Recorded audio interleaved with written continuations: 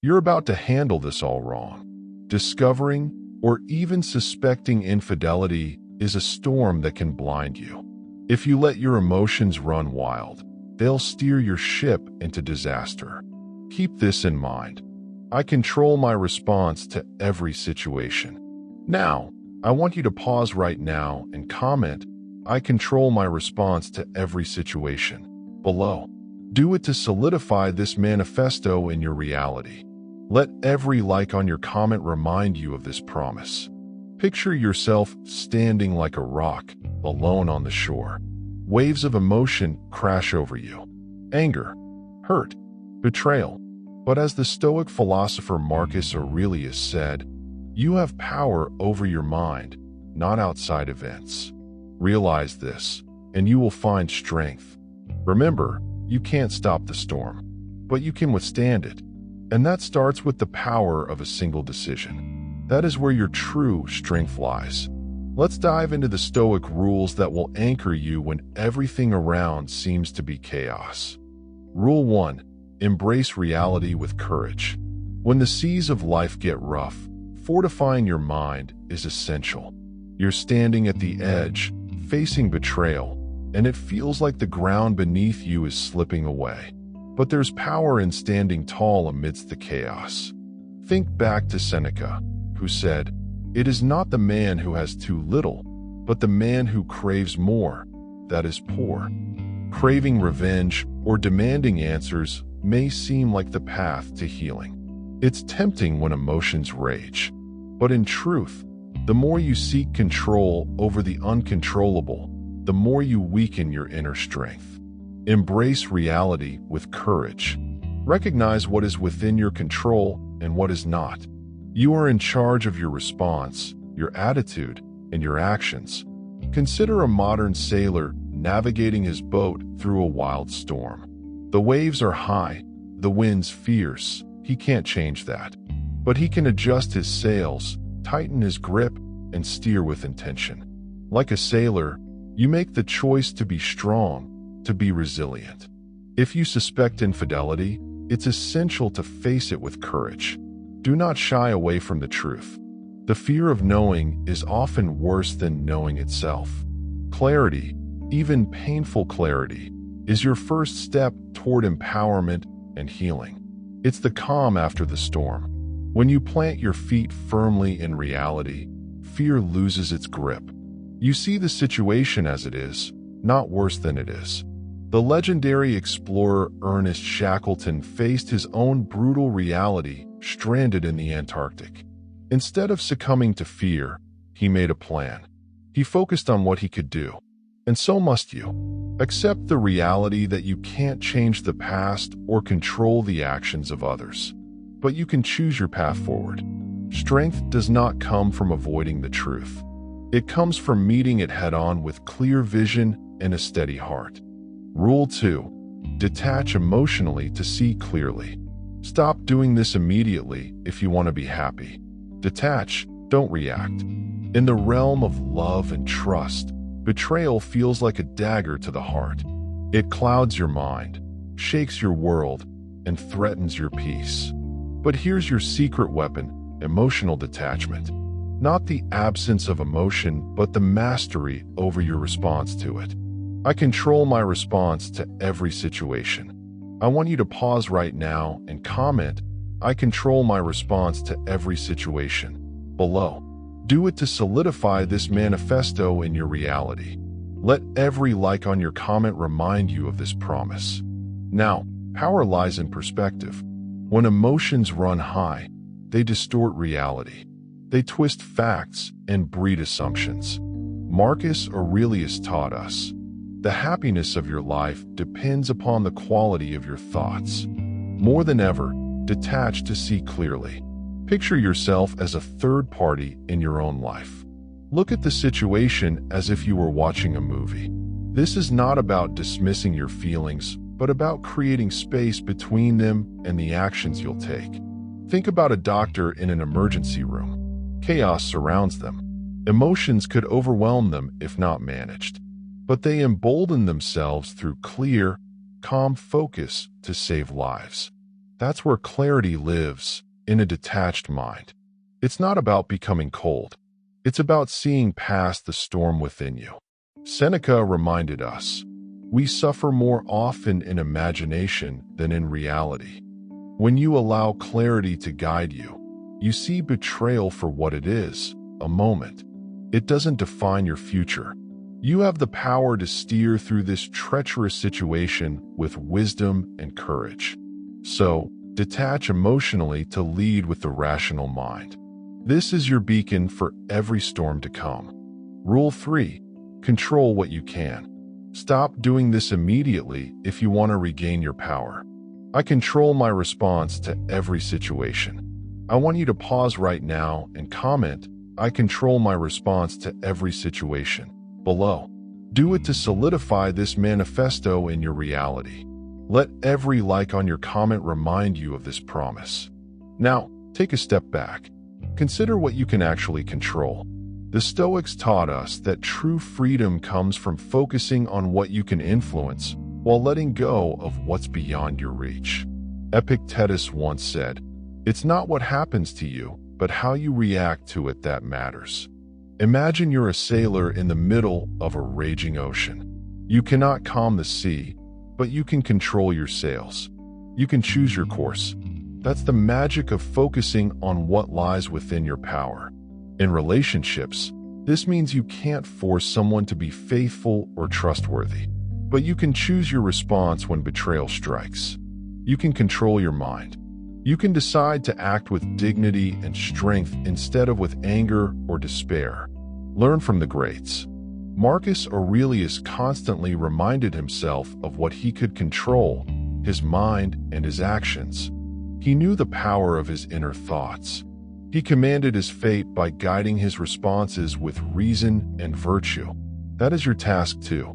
You can't predict if someone will betray you, but you can decide how to react. Rise above the chaos. Make decisions based not on fears, but on clarity and reason. This journey isn't about battling someone else's storms. It's about steering your ship steady through your own, with a focus on what's within your grasp. So, take that control. It's your true strength in the tempest of life. Rule 4. Practice self-compassion. Stop blaming yourself when the people you trust betray you. If you lay your burden down to guilt, you will bind your own wings. When the storm of betrayal hits, remember this. I hold the power to forgive myself. I choose kindness towards my own heart. I want you to pause right now and comment, I hold the power to forgive myself. I choose kindness towards my own heart, below. Do it to solidify this manifesto in your reality. Let every like on your comment remind you of this promise. Let's break this down. Picture yourself as a mighty tree, roots deep in the earth. The winds of betrayal may bend your branches, but they don't touch your core. That core is your capacity for self-compassion. Epictetus tells us, no man is free who is not master of himself. Mastery does not mean perfection. It means allowing yourself grace when life falls apart around you. Imagine a friend has been betrayed. Their anguish is real and raw. Would you chastise them? No. You'd offer a shoulder and words of comfort. You deserve that, too. You deserve to treat yourself with the same kindness you would extend to others. Seneca wisely said, we suffer more often in imagination than in reality. Don't magnify your suffering by being harsh on yourself. Be gentle. Every scar is a testament to your strength and ability to heal. Rhetorical question for you. If you can forgive a loved one for their mistakes, why not grant yourself the same kindness? You are worthy of the compassion you give so freely to others. Remember this wisdom. Cultivate it.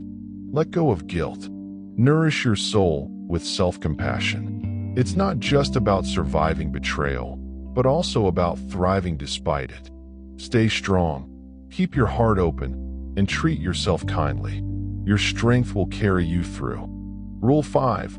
Seek wisdom, not revenge. Stop carrying the chains of anger like a rock on your back. I control my response to every situation.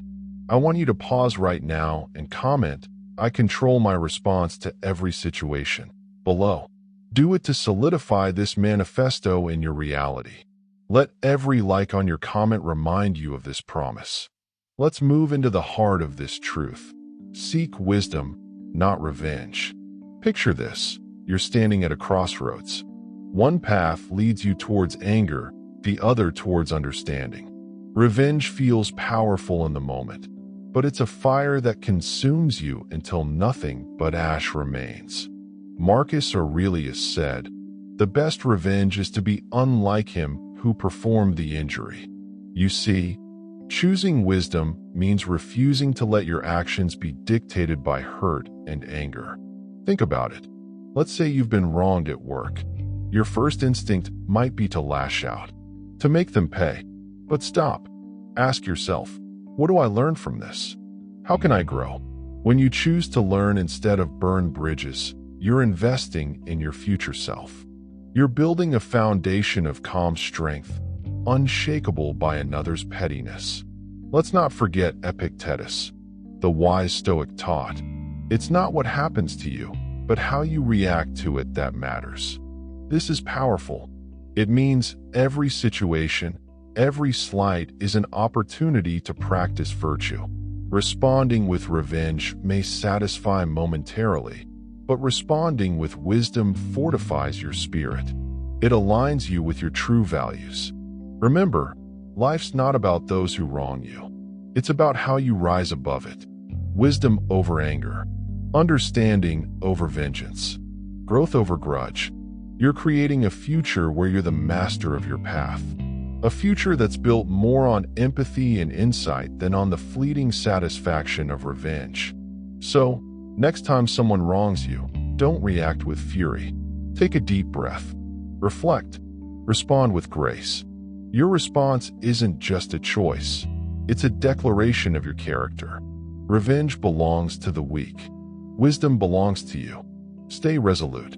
Keep the teachings of Stoicism close and let their strength guide you through the storms. Rule 6. Set boundaries with strength. Stop letting others walk over you. It's time to understand a vital truth. Without boundaries, you invite chaos into your life. I guard my boundaries with strength. I respect my own limits. I want you to pause right now and comment, "I guard my boundaries with strength. I respect my own limits," below. Do it to solidify this manifesto in your reality. Let every like on your comment remind you of this promise. Setting boundaries isn't about being selfish. It's about self-respect. Your emotional well-being is at stake. Marcus Aurelius wisely said, "The soul becomes dyed with the color of its thoughts." What colors are you inviting into your life when you let others step over your limits? If someone cheats, it's not your fault, but reacting wisely is your responsibility. Imagine a garden. Without a fence, weeds can enter, plants can be trampled. Your life is like that garden. A strong boundary is your fence. Without firm boundaries, you risk letting in what drains you, what doesn't nurture you. You're not an emotional punching bag. You're the custodian of your peace. Think of a time when you said yes, but meant no. How did it feel when you put others first while ignoring your own needs? Chances are, it led to resentment. It took away from the joy of giving. As Seneca said, "You act like mortals in all that you fear, and like immortals in all that you desire." Prioritize what's non-negotiable. Say no when you need to. Respect for your own needs isn't selfishness, it's harmony. Boundaries are your commitment to yourself. They're your inner fortress. They tell the world that your time, your energy, your self-worth are precious. Remember, you teach others how to treat you by how much you respect yourself. Stand firm, and let every boundary you set reflect the inner warrior of Stoic wisdom that resides in you. Rule 7. Reflect and learn from experience. Stop doing this immediately if you want to be happy. Stop ignoring your past. Let the past be your greatest teacher. Reflect, learn, transform. When you're bruised by betrayal or confusion, the sting is a harsh reminder that there's knowledge to be mined. Pain and setbacks aren't just there to hurt you. They shine spotlight on your blind spots. Embrace them. I want you to pause right now and comment, reflect, learn, transform below. Do it to solidify this manifesto in your reality. Let every like on your comment remind you of this promise. Now, think back to a time when you felt that sharp pang of betrayal, like being cheated on or misled. Did you reflect or did you react? Remember what Epictetus taught. It's not what happens to you, but how you react to it that matters. You're sculpting your spirit from these experiences. There is power in pausing, looking back, and asking, what has this taught me? Let's bring in a modern analogy. Imagine you're driving. A wise driver checks the rearview mirror. This doesn't mean they fixate on it. They learn from what's behind to drive safer on the road ahead. Your past is that mirror. Glance back, absorb the insight, then move forward stronger and more aware. Remember, the dumbest mistake in life is the one you repeat. You prevent this with reflection. Take a moment, quiet your mind in the chaos, and journal your honest thoughts. This is how you peel away the layers of fear and assumptions. Every line you write is a step towards wisdom. Start now. Reflect, assess, grow.